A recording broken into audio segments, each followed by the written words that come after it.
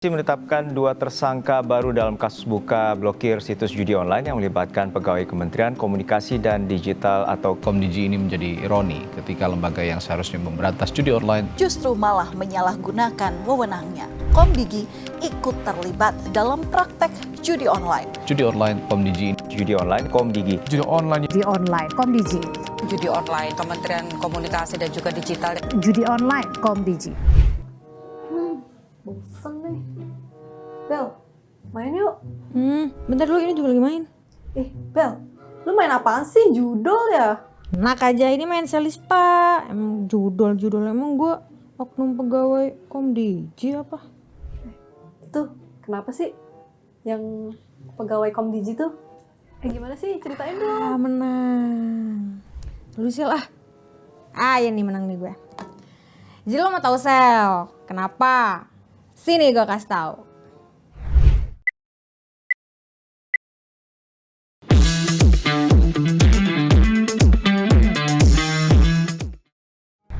Jadi kalau ngomong-ngomong soal judol yang subur banget di tanah air, ini memang kemarin polisi udah menetapkan ada 16 tersangka kasus judol.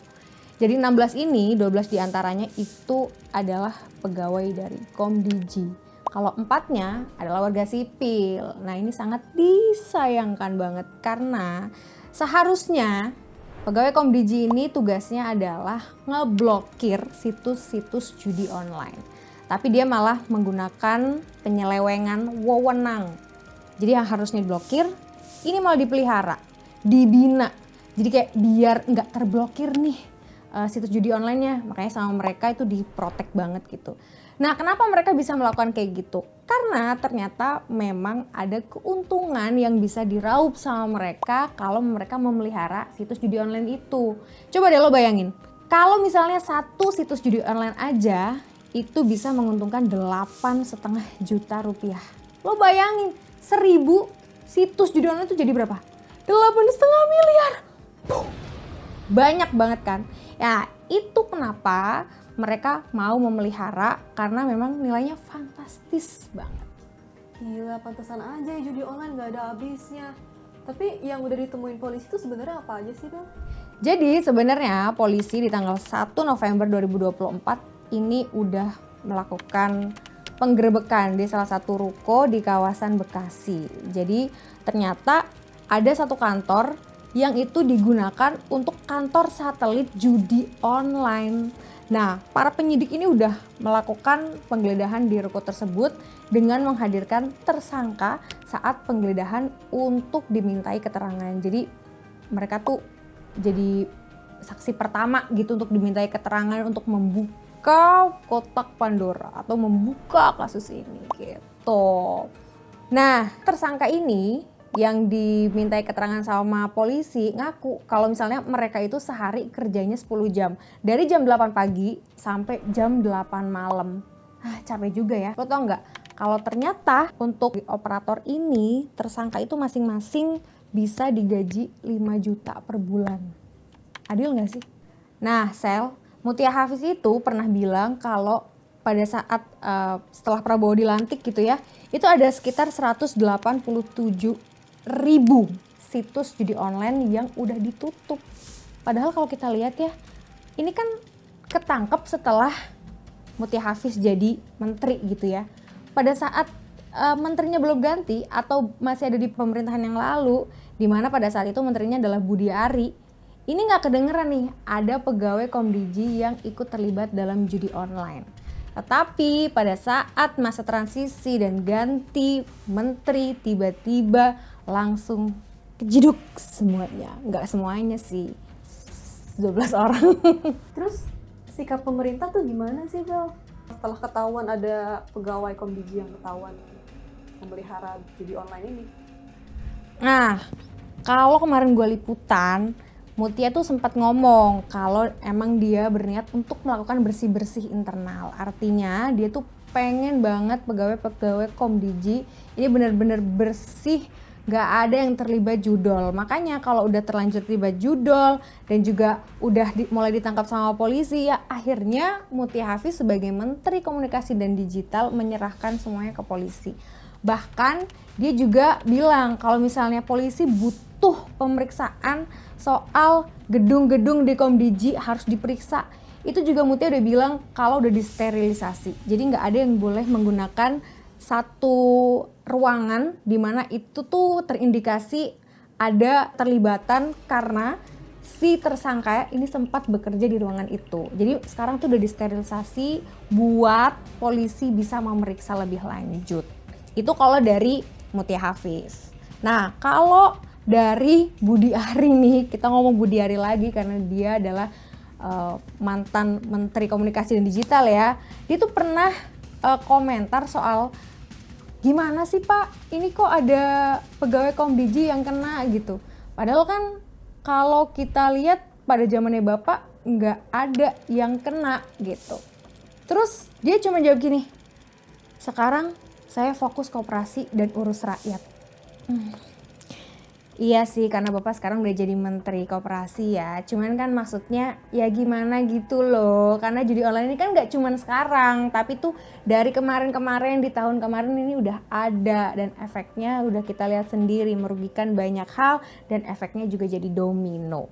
Terus kemarin juga waktu gue liputan di Menko Polkam, dimana sekarang Menko Polkam Budi Gunawan ini udah membentuk Des Penanganan Judi Online yang memiliki masa kerja selama 3 bulan. Tapi kalau misalnya butuh lebih panjang lagi, ini juga nanti akan situasional. Artinya bisa diperpanjang juga, atau kalau 3 bulan ternyata udah cukup, ya udah 3 bulan aja gitu. Dimana kalau des-des itu dipimpin langsung oleh Kapolri Listio Sigit Prabowo. Ini nggak cuma di beberapa pihak-pihak itu aja ya. Ternyata ini juga didukung sama DPR yang bilang kalau polisi harus menindak tegas pelaku-pelaku yang terlibat dalam kasus ini. Terus kemarin gue sempet tanya nih sama Kapolri, Pak gimana kasus ini? Ini bandarnya tuh mau digimanain gitu kan. Ekspektasi saya dan teman-teman wartawan lain adalah kita akan tangkap. Tapi tidak terjadi, jadi ekspektasi kita patah. Ternyata Kapolri malah bilang, ya itu nanti karena ini adalah sebagian dari strategi kita. Saat ini tim terus bekerja, saya belum bisa menyebutkan nama-namanya karena ini bagian dari strategi penyidikan. Yang jelas doakan untuk kita bisa bekerja maksimal. Termasuk bandar-bandarnya akan diciduk Pak. Kita akan urai satu persatu, kalau memang ada di dalam kita ambil, kalau di luar kita tentunya akan melakukan kerjasama internasional seoptimal mungkin yang bisa kita lakukan. Tentunya tugas kita bagaimana agar judi online ini betul-betul bisa kita berantas. Pak, ayo Pak bilang kita akan hukum berat gitu. Sebenarnya kita pengen dengar kayak gitu, tapi baiklah akan kita lihat nanti akan seperti apa sih polisi melakukan penanganan judi online dan gimana bandarnya. Aku pingin lihat juga nih bandarnya tuh sebenarnya siapa sih yang bikin judi online jadi subur banget di tanah air gitu. Ya gitu Sel, gemes gue. Iya makanya dampaknya judi online juga kan besar banget ya Bel. Tuh. Jadi emang bener sih judi online itu nilai perputaran uangnya itu emang bukan main gedenya. Lo tau nggak? Bahkan perputaran judi online itu nilainya mencapai 600 triliun. Wow. Dari apa yang sudah selama ini kita lihat gitu ya. Dan uangnya itu ngalir ke sejumlah negara. Jadi nggak cuma di Indonesia aja. Lo ngerti nggak? Ada Kamboja, ada Thailand, ada Vietnam, ada Filipina. Dan itu tuh ternyata gede banget gitu. Judi online tuh lingkupnya nggak cuma di Indonesia, tapi ternyata sampai ke luar negeri gitu loh. Kalau kita lihat kan kayaknya di Indonesia ini udah merebaknya luar biasa parah gitu ya. Bahkan yang biasa menggunakan judi online atau yang biasa main judol, kalau orang-orang bilang main slot gitu, ini kan orang-orang yang kaum menengah bawah. Nah ini dampaknya luar biasa sekali.